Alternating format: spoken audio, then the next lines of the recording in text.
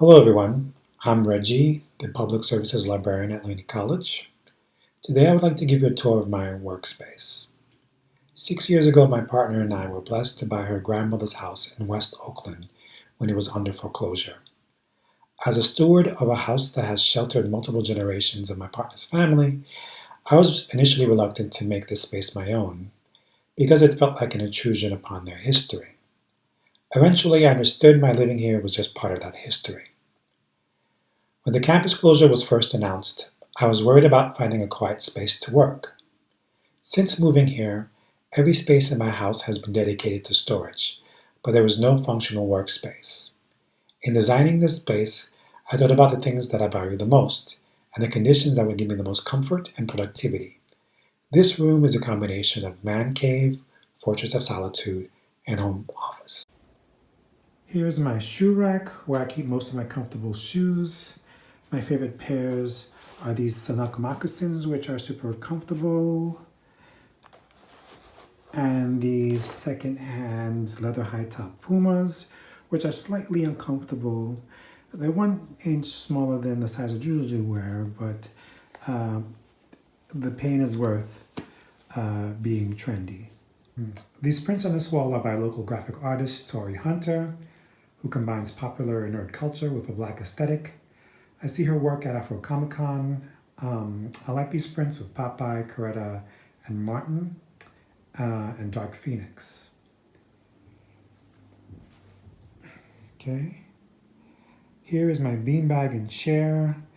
I just can't stand looking at my monitors for too long, so I use these just to decompress and close my eyes, or just read a hard copy book. This print is by local graphic artist Niri Chanani, who does the local craft fair circuit. She has this kawaii digital picture book aesthetic that's very warm and soft. I bought these cubbies at Target to store electronics and my clothes for the week. I just press my clothes, put them in the cubby, and put them on when I'm ready. Ever the Librarian, this is my mini card catalog where I keep knickknacks, keys, and change. This bookshelf has mostly books on librarianship and teaching, some CDs and video games and assorted electronics.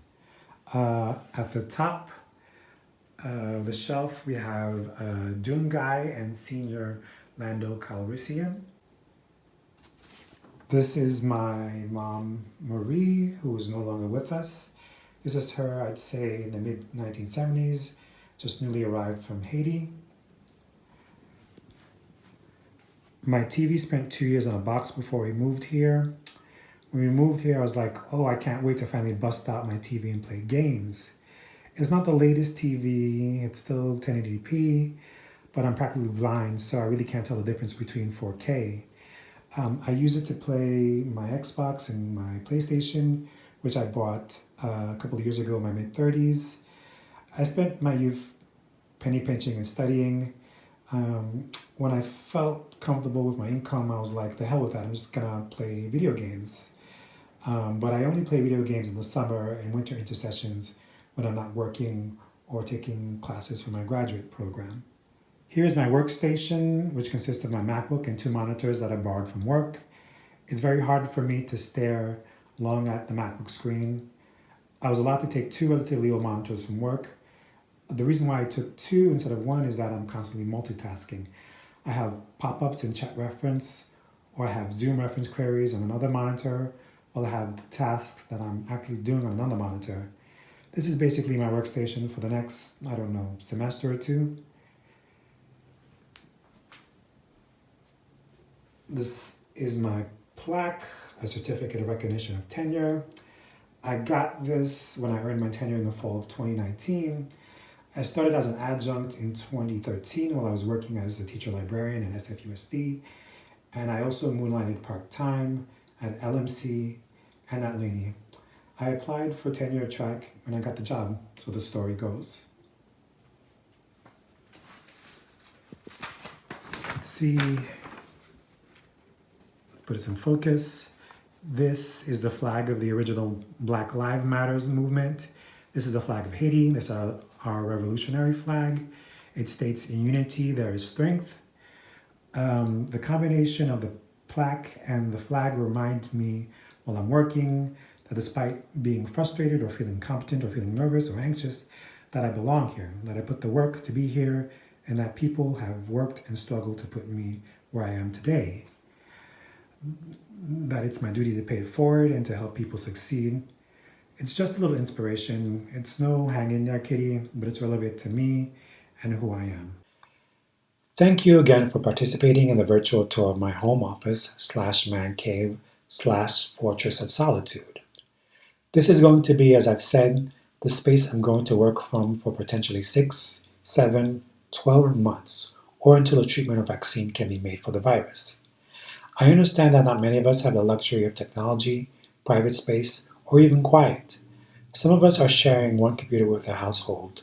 Some of us have no Wi-Fi, so we're using the wireless at the campus parking lot or outside the public library. For those of you who are in those circumstances, I give you my utmost sympathy. I just want to reassure you that, however long this is going to last, my fellow librarians and I are here to help you through our online reference services. In the meantime, stay safe, sane, healthy, and productive. If you feel comfortable giving a virtual tour of your she shed, man cave, home office, or workspace, just post a link to our Instagram or Twitter feed @LaneyLibrary, or just share a comment to this video. Thank you very much. I hope we can eventually meet in person. Goodbye.